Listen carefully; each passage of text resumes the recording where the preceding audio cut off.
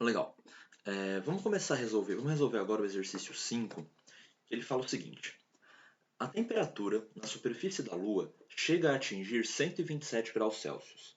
Calcule a velocidade quadrática média do hidrogênio molecular, que é uma molécula com dois átomos de hidrogênio aqui, a essa temperatura e compare-a com a velocidade de escape da superfície da Lua. Depois ele pede para a gente ver, para a gente explicar qual é a conclusão que a gente pode tirar dessa comparação. Tá? E aqui eu coloquei como referência a velocidade de escape na superfície da Lua, 2,4 km por segundo. Essa é a velocidade que um objeto tem que ter na superfície da Lua para que ele consiga escapar da órbita da Lua. Então, se você lançar um objeto com uma velocidade maior que essa a partir da superfície da Lua, esse objeto vai sair de órbita e nunca mais vai retornar para a Lua. Se você jogar o objeto para cima com uma velocidade que é menor do que essa, o objeto vai subir, subir, subir, vai chegar uma hora que ele vai parar, vai ser atraído novamente pela Lua e aí ele vai voltar para a Lua. Tudo bem? Então essa é a velocidade mínima que um objeto tem que ter na superfície da Lua para ele escapar da órbita. Tá? Legal. Mas o que a gente tem que fazer? A gente tem que calcular a velocidade quadrática média. Gente, aqui eu vou fazer com bastante calma a dedução de onde vem a velocidade quadrática média usando o teorema da equipartição da energia. Tá? No exercício 2, se eu não me engano, tinha que calcular a velocidade quadrática média no item. Eu só joguei a fórmula e falei que ia explicar nesse exercício, então aqui eu vou explicar com bastante calma. Tá? Gente, o que o teorema da equipartição da energia diz é que a energia de cada molécula ela é distribuída nos graus de liberdade que aquela molécula tem. Tudo bem? Sendo que a gente tem meio de kBt para cada grau de liberdade. Tudo bem? Então, cada grau de liberdade da molécula vai contribuir com meio de kBt na energia daquela molécula. Tudo bem? Certo. Então, vamos olhar para a molécula de H2, a molécula de hidrogênio. Né? A energia cinética dessa molécula vai ser meio de m vezes a média de v quadrado, né? Porque cada molécula vai ter uma velocidade diferente. Então, em média, a gente pode dizer que essa energia cinética média, que está relacionado com o meio de kBt, vai ser meio de m vezes a média de v quadrado. E isso vai ser igual a kBt sobre 2 vezes o número de graus de liberdade. Então esse Fp representa o número de graus de liberdade. Tudo bem? A gente vai vamos fazer toda a conta em função desse Fp e aí no final a gente discute quanto que ele vale. Tudo bem? Bom, isolando a média de v quadrado, a gente obtém Fp kBt sobre eminho, onde eminho é a massa da molécula, tá? Geralmente a gente não gosta de fazer conta com massa de molécula, então o que a gente vai fazer? A gente pode trocar a massa da molécula pela massa molar dividindo pelo número de Avogadro. Por quê? A massa molar é a massa que eu tenho em 1 mol. O número de Avogadro é o número de moléculas que eu tenho em 1 mol. Se eu dividir a massa que eu tenho em 1 mol pelo número de moléculas que eu tenho em 1 mol, eu vou ter a massa de uma única molécula. Tudo bem? E aí eu substituo essa relação no lugar do eminho, fica aqui o emão e o Na vai para cima. Tudo bem? E aí você tem que lembrar que Na vezes Kb, ou seja, número de Avogadro vezes a constante de Boltzmann, dá a constante R dos gases ideais. Tudo bem? Então fica aqui que o valor esperado, a média de V quadrado, é número de graus de liberdade vezes R vezes T dividido pela massa molar, emão. Tudo bem? Então reparem que eu pude trocar o Kb sobre eminho por R sobre emão. Legal? Bom, a velocidade quadrática média ela é a raiz quadrada da média de V quadrado. Essa é a definição de velocidade quadrática média. Tudo bem? Então a gente tira a raiz quadrada da média de V quadrado e a gente obtém então raiz de Fp RT sobre emão. Então essa é a expressão da velocidade quadrática média. Agora vamos discutir esse Fp aqui. Gente, quando a gente tem um gás,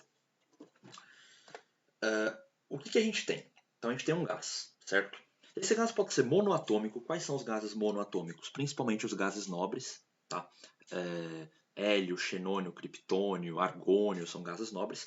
E eles são gases monoatômicos, ou seja, o próprio átomo é o constituinte do gás. Os átomos estão livres ali, os átomos do gás os átomos daquele elemento estão livres e isso que constitui o gás. Só que quando a gente tem gás hidrogênio, gás oxigênio, gás nitrogênio, eles não são átomos livres, eles são moléculas. O gás hidrogênio é H2, o gás oxigênio é O2, o gás nitrogênio é N2. Temos, por exemplo, o gás amônia, que é NH3. Temos vapor de água, que é a água acima de 100 graus Celsius, H2O, que são moléculas, não são átomos livres. Né? Então, quando a gente tem, por exemplo, um gás monoatômico, que são os gases nobres praticamente, só os gases nobres, ou gases diatômicos ionizados, mas isso é uma coisa mais...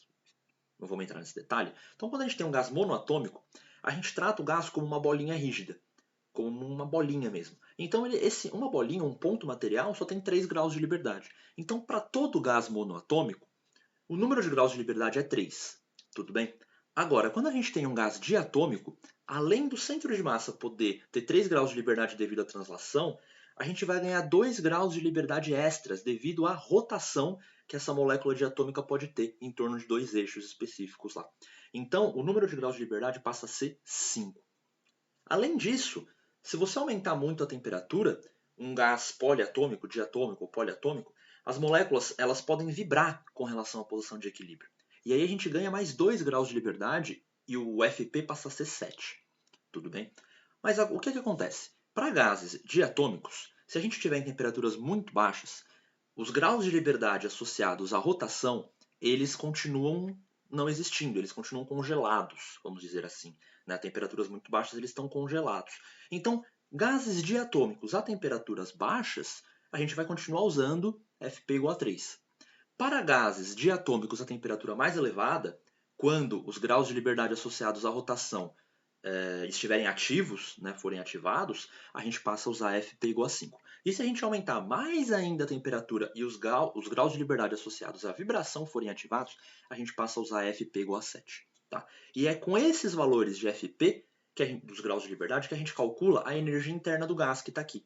A energia interna de um gás vai ser o número de partículas que eu tenho vezes a energia média de cada partícula. A energia média de cada partícula, como eu disse, era kBt sobre 2 para cada grau de liberdade, a gente multiplica pelo número de graus de liberdade, a gente tem então FP kBt sobre 2, que é a energia média de cada molécula.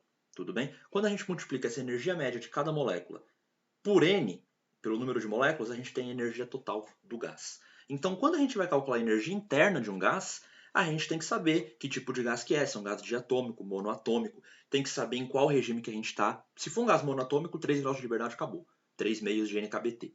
Se for um gás diatômico, a gente tem que ver em que regime a gente está. Se a gente está no regime de baixas temperaturas, em que só a translação, só temos 3 graus de liberdade associados à translação, ou se os graus de liberdade associados à rotação já estão ativos, a FP passa a ser 5. E em temperaturas mais altas, a vibração aparece e a FP passa a ser 7. Tudo bem? Então, quando a gente vai calcular a energia interna, a gente sempre tem que olhar para isso. Agora, vamos pensar no negócio. A gente quer calcular a velocidade quadrática média, certo?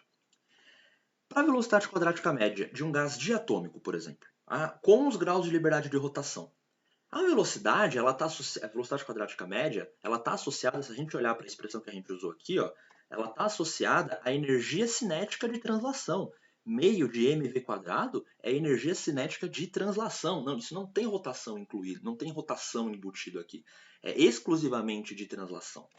Então, quando a gente estiver falando de velocidade quadrática média, mesmo que a gente esteja falando de um gás diatômico, em que com graus de liberdade associados à rotação ou vibração ativos, o FP que a gente usa para calcular a velocidade quadrática média continua sendo 3, porque a velocidade quadrática média está levando em conta apenas os graus de liberdade da translação, porque ela vai dar a velocidade quadrática média do centro de massa da molécula. Então a gente só está considerando os graus de liberdade associados à translação.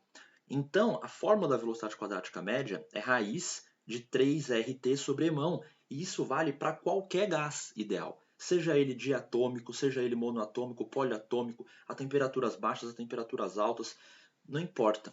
Tá? Então, é muito importante a gente ter essa distinção. Eu não precisava ter colocado, quando eu comecei a conta aqui, eu não precisava ter colocado FP aqui, eu podia ter colocado 3 direto. Tudo bem? Porque associado à energia cinética de translação, a gente só tem 3 graus de liberdade. Não importa qual gás em qual regime. Tudo bem? Eu quis fazer essa conta, passo a fazer essa discussão, para comparar duas situações diferentes. Quando a gente vai calcular a energia interna do gás, a gente considera tanto a energia de translação, quanto a de rotação e a de vibração se ela estiver lá.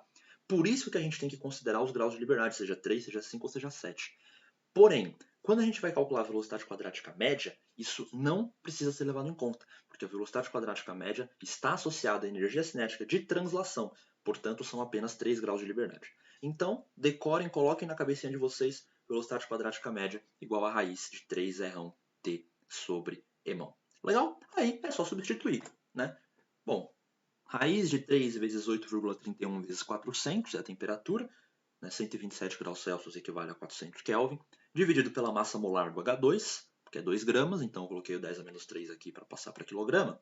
E fazendo essa continha, a gente obtém 2,2 10 a terceira metros por segundo, que é 2,2 km por segundo.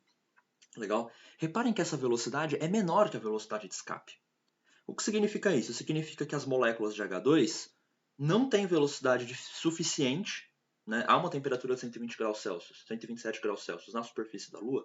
As moléculas de hidrogênio, de gás hidrogênio, não têm velocidade suficiente para escapar, porque a velocidade quadrática média delas é menor que a velocidade de escape. Portanto, o gás hidrogênio não vai escapar da órbita da Lua. Portanto, a gente vai ter hidrogênio na atmosfera da Lua. Acho que essa é a conclusão que a gente tem que tirar. Legal? Então, só para resumir aqui, o que vocês têm que tirar desse problema é que para calcular a velocidade quadrática média, raiz de 3RT sobre Emão para qualquer gás ideal, seja ele monoatômico, diatômico, poliatômico, em regimes de rotação, vibração, blá blá blá, isso não importa.